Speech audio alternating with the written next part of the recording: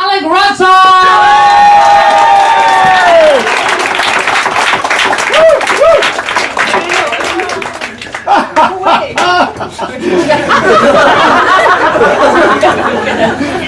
Hello, I'm Alex Russell, and I am a space plasma physicist. Great job, rubbish chat-up line. It's also it's also a bit of a social impediment at parties. So when you're at a party, it's always one of the first questions, isn't it? What do you do? And we love this question. I think we like it so much because it's a great way of stereotyping people. And there's one thing we enjoy, it's putting people into boxes. Ask any undertaker.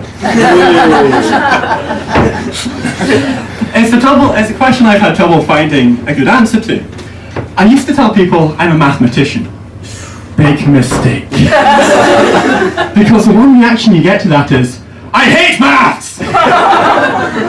It turns out the way maths is taught at school isn't an education, it's an incitement to violence. I thought it might be friendlier if instead I told them I'm an astronomer. What I should have realised is the normal places you hear about stars are TV science shows and horoscopes. Which means there's two reactions. The first standard response is, have you seen that lovely Brian Cox on the television? Brian is the handsome face of astronomy, but he's not a real astronomer. He's a particle physicist. That's like making Nick Clegg Pope. He's well-meaning. He can learn all the stories, but do not expect us to like him. The other response when you tell someone you're an astronomer is, can you tell my fortune? What do you say to that? You say, yes, I can. Tonight, you will have amazing sex with a man with curly hair on his head.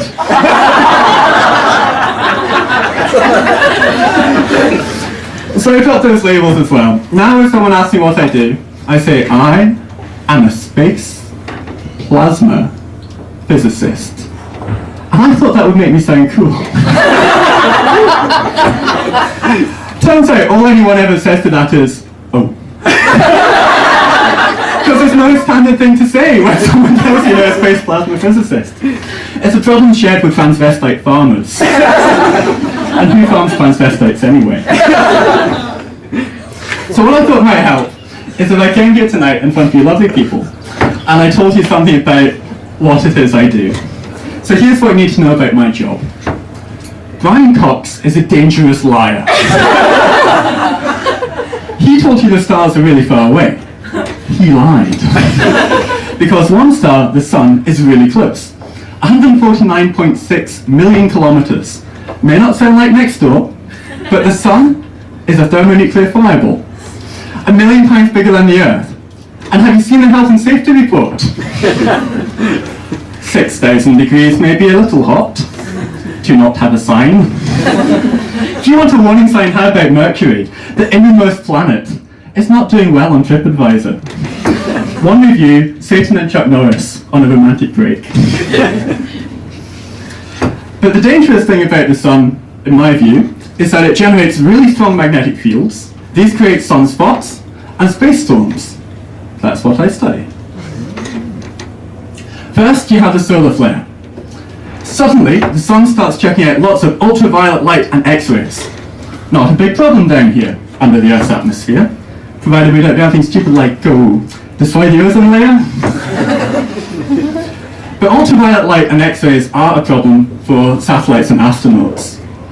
So a group of astronauts is high on the space station. Then bang! Solar flare. Hey man, do I look more tan to you? I don't know, but I can see Sergei's pelvis. That was an X-ray joke there? She got it. The rest of you will look really uncool at a physics party. So the other thing a solar flare does is accelerate particles to high energies. It's the same thing they do at CERN with a Large Hadron Collider. Now, to use a boy racer analogy, if the Hadron Collider is a Volkswagen Golf, it's got black alloy wheels, a spoiler, fluid suspension, blue lights underneath.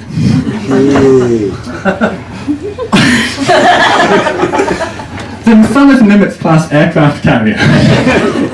Right? Your top speed means nothing against that kind of firepower.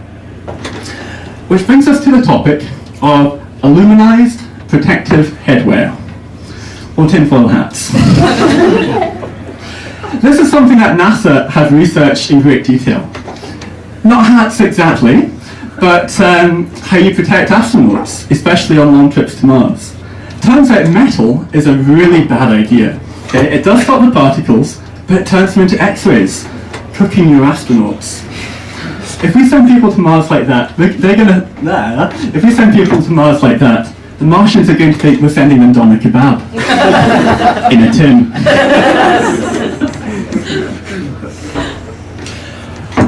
But the scariest bit about a space storm is a coronal mass ejection, or CME. Now, if a solar flare is like a sun fart, then a CME is a supersonic billion-ton follow-through. I'll leave you with that image for a moment. And if it hits us, your average CME hit can actually be good news, because that's when Scotland gets the Northern Lights, or Aurora Borealis, if you went to a posh school. But the downside is that a CME can also knock out power grids.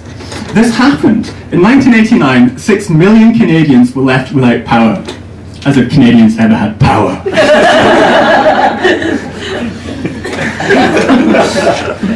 It's a concern in Scotland as well. But don't worry, because National Grid do have a plan.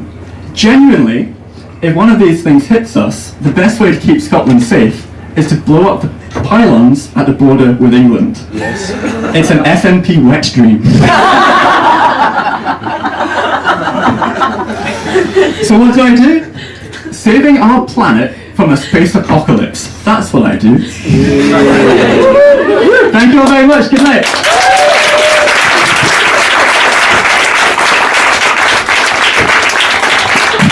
And